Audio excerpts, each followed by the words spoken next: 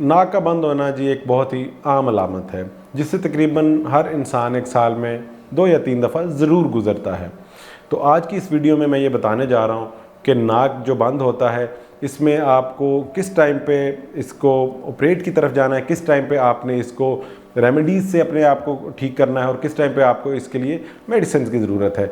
और ये वीडियो इंशाल्लाह जी बड़ी आपको एजुकेट करेगी कि नाक का बंद होना किन वजूहात से हो सकता है। आप ज़रूर इस वीडियो को तफसील से देखें। शुक्रिया।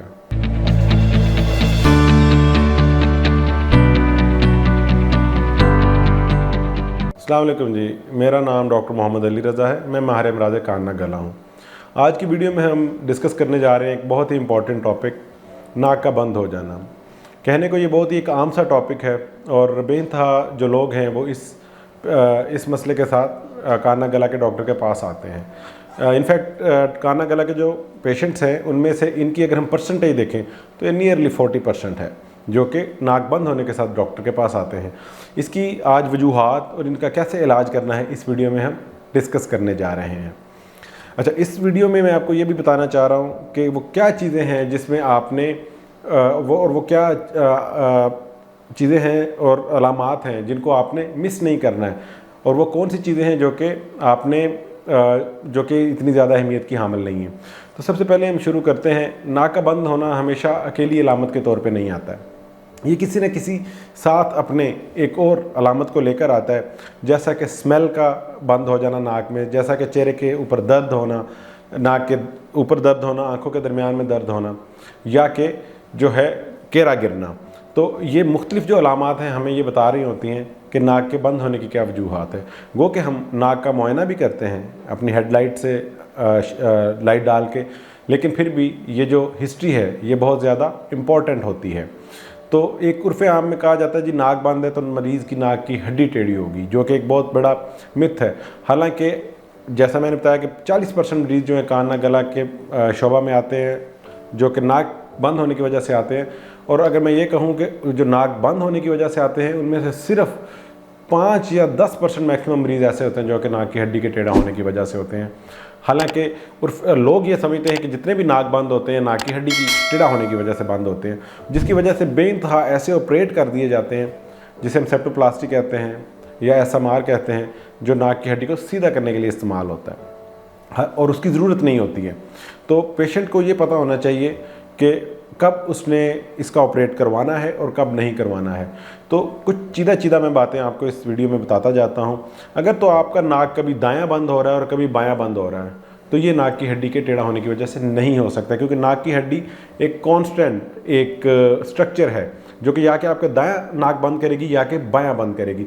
तो ये एक बहुत बड़ी एक टिप है कि अगर आपका नाक कभी अल्टरनेटिवली बंद हो रहा है तो ये नाक की हड्डी के टेढ़ा होने की वजह से नहीं है, किसी और वजह से हो सकता है। छींकें आना या नाक का केरा हलक में गिरना, इसके लिए भी कभी नाक की हड्डी का ऑपरेट आपने नहीं करवाना है।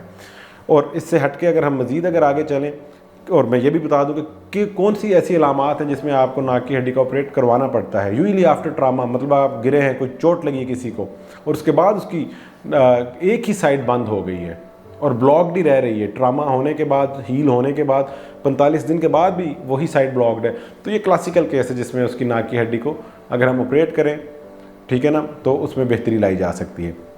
मज़ीद जब बच्चा बड़ा हो रहा होता है तो उसके जिस्म की हड्डियाँ बड़ी होती हैं अपने सम टाइम विद प्रोपोर्शन और सम टाइम थोड़ा सा उनसे हट के। नाक की हड्डी की बात कर रहा हूँ। तो बाद का बच्चे की नाक की हड्डी, उसकी जो नाक का जो फ्रेमवर्क है जो कि हड्डी दरमियान में कार्टिलेज है, उससे ज़्यादा तेज़ रफ्तार में बढ़ती है और टेढ़ा होने का बायस बन जाती है। और ये बच्चा जो है ये 16-17 की उम्र में या कि 20 साल की उम्र तक नाक का बंद होने की कंप्लेंट करता है। ये कंप्लेंट उससे पहले ना थी, ठीक है जी, ये कंप्लेंट उसके बाद आई। और ये भी कांस्टेंट होती है, किसी एक ही साइड पे होती है या कि दोनों साइड पे कांस्टेंट ही दर्द होती है, कांस्टेंट ही ब्लॉकेज होती है।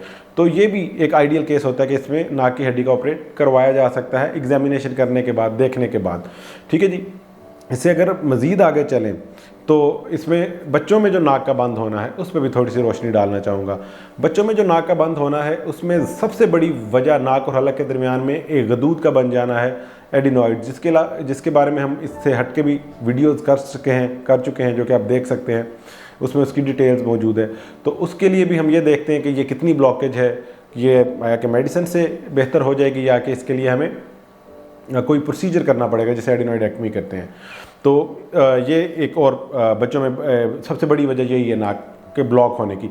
इससे आगे चले तो बच्चों में नाक में अगर कोई चीज़ डाल लेते हैं उससे भी नाक ब्लॉक हो सकता है। अब बच्चों और बड़ों में जो कॉमन चीज़ें हैं उन पे थोड़ी सी रोशनी डालूंगा नाक बंद होने की, जिनमें सबसे जो बड़ी वजह है वो एलर्जी है, जिसे हम रेनाइटस, एलर्जिक रेनाइटस कहते हैं, या कि नाक की आप समझ लें सोजिश हो जाती है किसी स्टिमुलस के ज़रिए असर। इंसान बाहर गया, उसको वहाँ पे गर्द मिट्टी गुबार आया और वो नाक में गया और उसने उसकी कंजेशन कर दी, नाक को बंद कर दिया। तो ये भी नाक बंद होने की बड़ी वजह होती है, और ये वो वजह है जिसमें आपने कभी भी प्रोसीजर की तरफ नहीं जाना है, क्योंकि ये एक सेल्फ लिमिटिंग कंडीशन होती है और इसको हम मैनेज करते हैं with the help of lifestyle modification. आपको बताया जाता है कि जी आपने इन चीज़ों से बचना ताकि ये मसले मसाइल आपको ना हो। अगर मज़ीद चलते हैं नाक के बंद होने में, तो इसमें कुछ ऐसी वजूहात भी आती हैं जैसे कि पॉलिप्स, नाक में गदूद होना। अब यहाँ पे अगेन बड़ी ज़रूरी डिस्कशन है। इस वीडियो के मेरा मेन बनाने का मकसद और मरहम का यही है कि हम आप तक ये पैगाम पहुँचा दें कि आपने कहाँ सर्जरी ऑप्ट नहीं करनी है, ठीक है ना। ये जो टॉपिक है नाक का बंद हो जाना, ये बहुत से लोगों ने कवर किया है, आप देख सकते हैं, और बेइंतहा बार इसे डिस्कस किया जा चुका है। लेकिन जो आज की वीडियो है ये उन सब वीडियो से इस हवाले से मुख्तलिफ होगी कि नाक के बंद होने में कब सर्जरी नहीं करवानी है, आप इसको ऐसा समझ लें, ठीक है जी। तो जो नाक के बंद होने में एक टर्म यूज़ होती है जी, गदूद। अब गदूद जो डॉक्टर गदूद कहता है और जो वो पेशेंट उसको डिस्क्राइब करता है, बात करते इसमें फ़र्क होता है। पॉलिप्स बेसिकली गदूद, जिसे हम उर्फ़ आम में हम बीइंग डॉक्टर से नेज़ल पॉलिप्स कहते हैं, ये झिल्ली की आउट पॉकिंग्स होती हैं, मतलब कि झिल्ली फूल जाती है अंदर से। तो इसमें तो जी मेडिसिनल ट्रीटमेंट भी है और सर्जिकल ट्रीटमेंट भी है। लेकिन बाज़ का डॉक्टर एक नाक की हड्डी के साथ साइडों पे गोश्त बड़ा होता है, उसे हम टर्बिनेट्स कहते हैं, उनके बड़े होने को भी मरीज़ को कह देता है जी आपके गदूद बड़े हुए हैं, और मरीज़ को सर्जरी एडवाइस कर दी जाती है। ये वो केसेस होते हैं जिनमें आउटकम बहुत बुरी होती है। पेशेंट सर्जरी करवा लेता है, उसके बाद उसका नाक जो है कुछ देर तो खुला रहता है, लेकिन 6-8 माह बाद वो खुश्क होने लग जाता है और फिर ब्लॉकेज बढ़ जाती है और रेनाइटिस, एट्रोफिक रेनाइटिस की तरफ चला जाता है। ये एक वास्ट टॉपिक है और मरीज़ की हम बेहतरी की बजाय उस सर्जरी से कुछ गलत कर देते हैं, तो इससे आपने बचना है जी। इसके अलावा आप मेरी ये बात याद रखें जी कि नाक के बंद होने में कभी भी फ़ौरन सर्जरी की तरफ ना जाएं। हमेशा उसको पहले आपने असेस करवाना है किसी भी अच्छे कान गला के डॉक्टर से, ठीक है जी। तो बड़ी ये क्लियर लिस्ट है कि जब आपने सर्जरी की तरफ जाना है और जब नहीं जाना है।